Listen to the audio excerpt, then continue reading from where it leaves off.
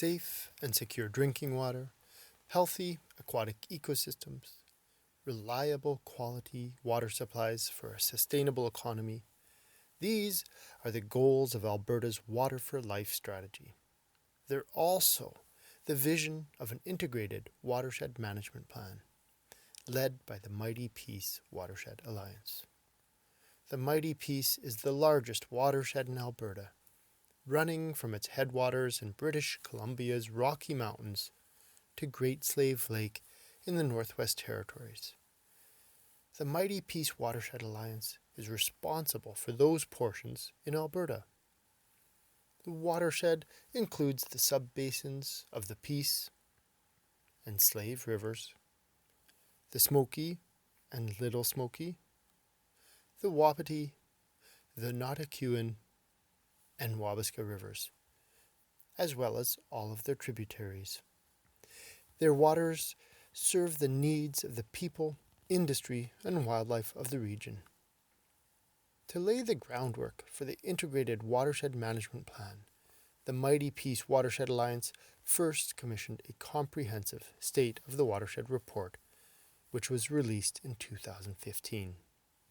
That report, which explores the watershed, its condition, and the human pressures on it, was the basis for a series of public engagement events and surveys of First Nations, industries, communities, stakeholders, and other decision makers.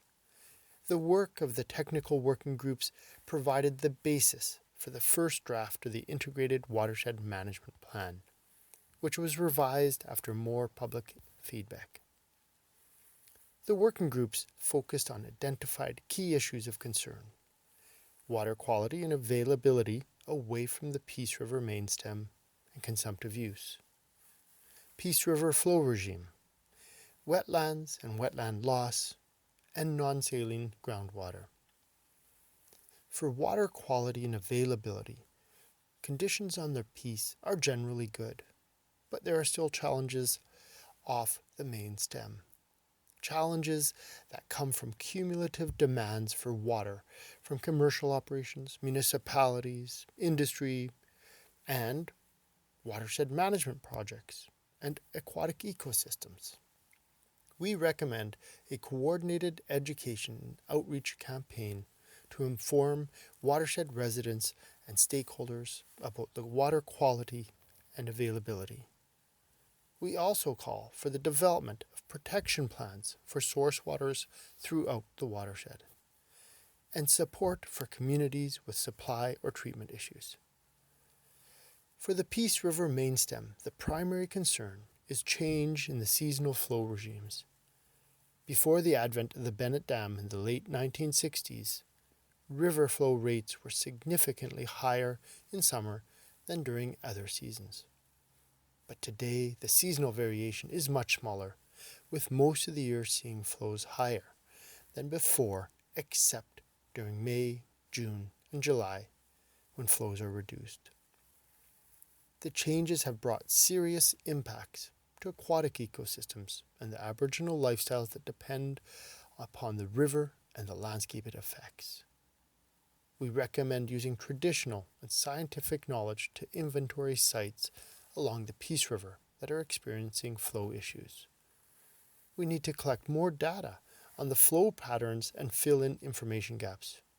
And we need to raise awareness about the importance of healthy river flow and what can be done to restore natural cycles.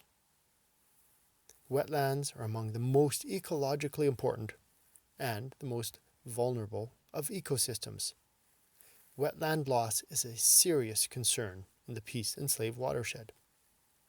Wetlands cover almost a third of the watershed, but we need to know more about them and how they're effective.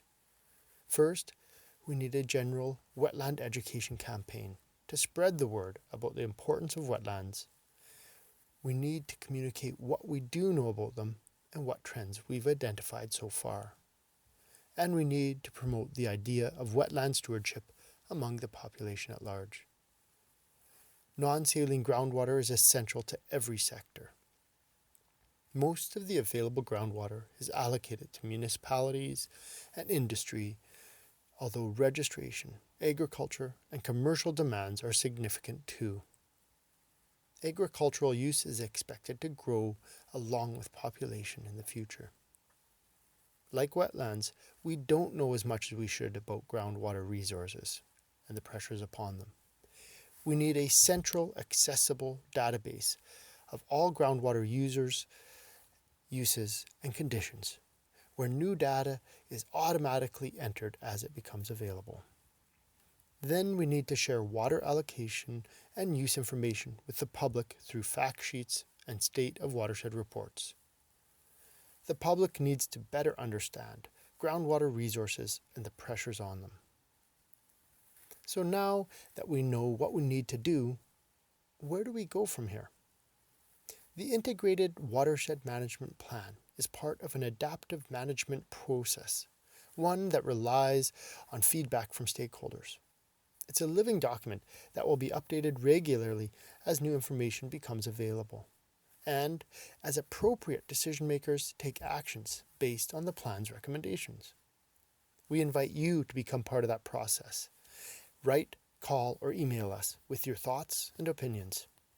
After all, the future of the mighty Peace Watershed Alliance is a shared responsibility.